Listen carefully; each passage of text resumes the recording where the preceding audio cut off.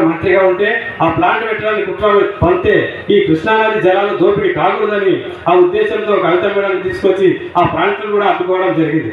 ఈ తెలంగాణ ఉద్యమంలో సబ్బండ వర్గాలు పాల్గొని ఈ తెలంగాణ రాష్ట్రం ఊరికే రాలేదు. కేసీఆర్ గారి యొక్క దీక్ష, కేసీఆర్ గారి యొక్క పట్టుదల, కృషి వల్లనే వచ్చింది. దాదాపు 33 పార్టీలు దేశవ్యాప్తంగా ఒప్పించడం అంటే ఆశామాసి విషయం కాదు. కాంగ్రెస్ పార్టీ ఆ రోజు ప్రణబ్ ముఖర్జీ కమిటీ వేసింది. ఆ కమిటీ కూడా కాలయాపన చేస్తూ అన్ని పార్టీల అభిప్రాయాలు తీసుకొచ్చి ఇచ్చినప్పటికీ కూడా మళ్ళీ కుట్రాపల్లి శ్రీకృష్ణ కమిటీ వేసింది. ఆ రోజు మహబూబ్నగర్ జిల్లాలో శ్రీకృష్ణ కమిటీ జస్టిస్ శ్రీకృష్ణ వచ్చినప్పుడు మేమంతా కలిసినాం. మీరంతా తప్పుడు నివేదిక ఇచ్చి ఈ తెలంగాణ రాష్ట్రాన్ని ఆగం చేయకూడదు, మా పాలమూరు జిల్లా బతుకులు చూడండి, కృష్ణానది మా పక్కనే ఉన్నా మాకు ఎటువంటి సాగునీరు లేదు, తాగునీరు లేదు, మా బతుకులంతా బొంబాయి, బొగ్గుబాయి, దుబాయ్ వలసలమే అయినాం. కాబట్టి మీరు మంచి నివేదిక ఇవ్వాలంటే ఆయన కూడా 6 పాయింట్లతో తప్పుడు నివేదిక ఇచ్చి 8వ చాప్టర్ పెట్టి ఈ తెలంగాణ ఏర్పాటు చేస్తే ఇది నక్సలైట్ల చేతిలో పోతుందని ఒక తప్పుడు నివేదిక ఇచ్చి ఇంకా గందరగోళం చేసినాడు. అందుకే కేసీఆర్ గారి అన్ని కుట్రలు గ్రహించి దీక్షా దివస్ పేరుతోన నవంబర్ 29 రోజు కేసీఆర్ చర్చలో తెలంగాణ వచ్చడానికి నినాదంతో దీక్షా దివస్ చేసినారు. సబ్బండ వర్గాలు, ఉద్యమకారులు, తెలంగాణ విద్యార్థులు, మహిళలు అందరూ కూడా పోరాటం చేయడం వల్ల తప్పనిసరి పరిస్థితుల్లోనే ఈరోజు కాంగ్రెస్ పార్టీ ఆ రోజు విధిలేని పరిస్థితుల్లో తెలంగాణ ప్రకటించడం జరిగింది. కాబట్టి ఈ గొప్పతనం అంతా కూడా కేసీఆర్ గారికే దక్కుతుంది. ఇటువంటి మహానాయకుడు ఎక్కడా కూడా లేరు. ఎందుకంటే స్వరాష్ట్రం కోసం సంధించి కొట్లాడి తెలంగాణ రాష్ట్రాన్ని సాధించిన తర్వాత ఎన్నో అభివృద్ధి ఫలాలు మనం ముందు చూసినాం. మనం రైతు బంధు కానీ, రైతు బీమా కానీ, మరియు కన్యాలక్ష్మి కానీ, షాదీ కానీ ఎన్నో పథకాలు, దాదాపు 1 కోటి ఎకరాలకు కాళేశ్వరం ప్రాజెక్టు, పాలమూరు రంగారెడ్డి ప్రాజెక్టు, ఎన్నో అద్భుతమైన పథకాలు మన కళ్ళ ముందు ఉన్నాయి. కానీ నేడు ఆ పథకాలన్నీ ఎక్కడ ఉన్నాయి? మొన్న గత 3 నెలల కింద మేము కేసీఆర్ గారిని కలిసినాం. నేను, సుభాష్, మన రామరెడ్డి అందరం.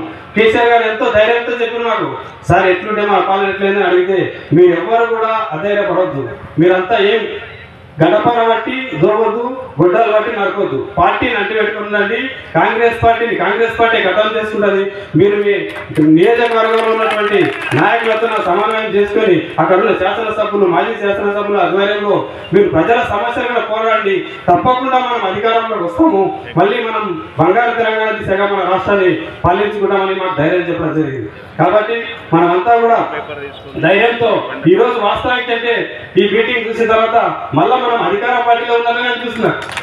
ఎందుకంటే సహజంగా ఓడిపోతే భయంతోనో కొంత ధైర్యం లేకుండా చాలా మంది రారు. కానీ ఎంతో మంది ధైర్యంగా, సంతోషంగా ఇంకా మనం అధికార పార్టీ అనే ధైర్యంతోనే మనం వచ్చినాం. కాబట్టి మనందరం కూడా ఇదే స్ఫూర్తితో మన నాయకుల ఆధ్వర్యంలో ప్రజల తరఫున పనిచేసి తప్పకుండా రాబో స్థానిక సంస్థ ఎన్నికల్లో మన సత్తా చాటాల్సిన అవసరం ఉన్నది. మొన్ననే ఈ లగచర్ల సంఘటన గురించి హరీష్ అన్న మాకు ఫోన్ చేసిండు. శ్రీ కృష్ణా జలాల మీద మళ్ళీ చంద్రబాబు, రేవంత్ రెడ్డి ఒకటై మళ్ళీ ఫ్లడ్ లైట్ వేసుకుని రాత్రి కూడా పనులు చేస్తున్నారు. నువ్వు ఢిల్లీకి పోయి అడ్వకేట్లను కలవాలని చెప్తే నేను అన్న పంపిస్తే పోయినా. ఆ రోజు అక్కడ లగచర్ల బాధ్యతలు కూడా కలవడం జరిగింది.